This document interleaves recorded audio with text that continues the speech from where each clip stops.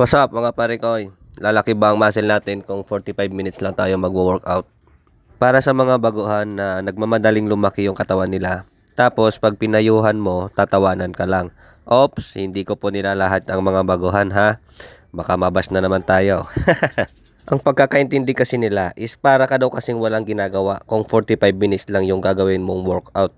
At ito pa, useless lang daw at hindi ka daw lalaki kung ganong oras lang yung workout mo. Tapusin nyo muna ang video mga parikoy ha, bako kayo mag-comment. Kaya sa video na to mga parikoy, ipapaliwanag ko sa inyo kung bakit di kailangan sobrang haba ng oras sa pagbubuhat. Lalo na kung nagpapalaki tayo ng katawan.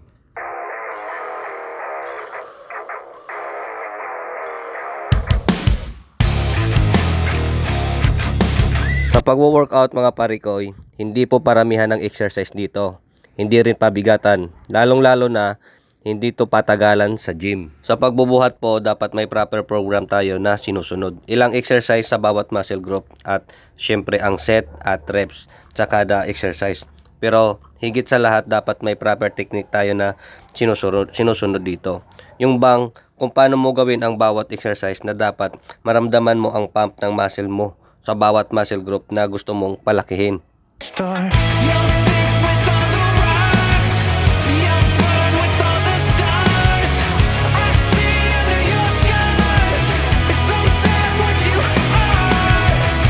Simple lang yan mga parikoy. Para matapos mo ang workout mo sa loob ng 45 minutes, dapat may sinusunod kang program o workout program or listahan, di ba?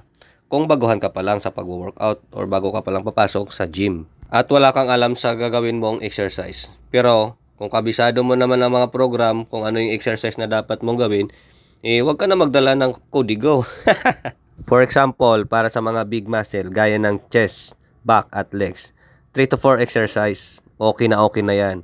Okay na rin yung 3 to 4 set at 6 to 8 reps. At sa mga small muscle naman, 2 to 3 exercise lang. 3 to 4 set at 8 to 10 reps lang.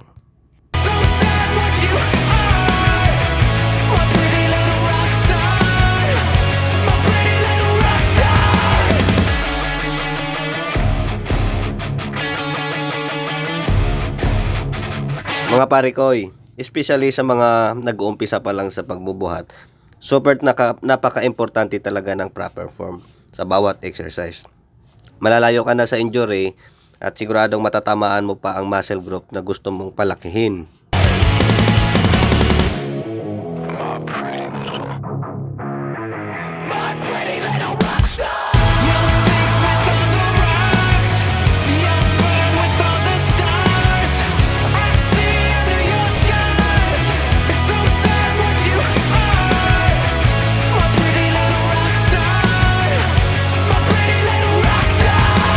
Sa totoo lang, kunti talaga ang gumagawa nito dahil siguro hindi nila alam kung paano gawin o baka ayaw talaga nilang gawin.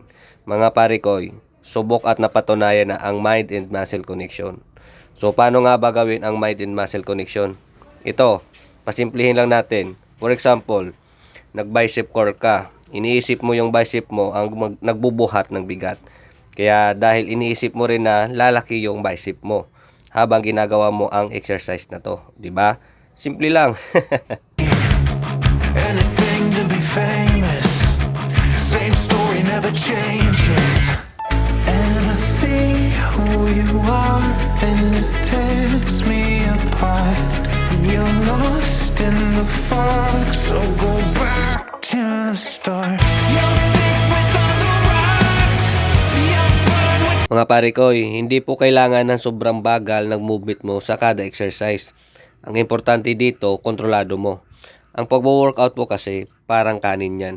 Pag masarap ang pagkain mo, ninanamnam mo ng mabuti yung pagnguya mo. At baka mapapikit ka pa. Kaya ganyan din yung gawin mo sa kada set. Lasapin mo ang kada reps mo. Okay lang yung medyo mabilis ng konti. Huwag lang yung sobrang bilis. Heal from the cuts.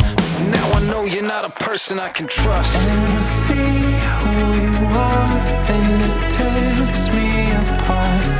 You're lost in the fog, so go back to... Yan yung pinaka-importante sa lahat. Kahit 45 minutes ka lang sa gym, is mas lalaki pa ang katawan mo. Pero Depende pa rin yan sa taong magbubuhat. Isa pa, kung gusto mong matapos agad ang workout mo ng maayos at gusto mo lang ng 45 minutes, bawal dyan ang palakwento at panay cellphone. At higit sa lahat, wala sa focus. Kasi nga po, may program kayong sinusunod.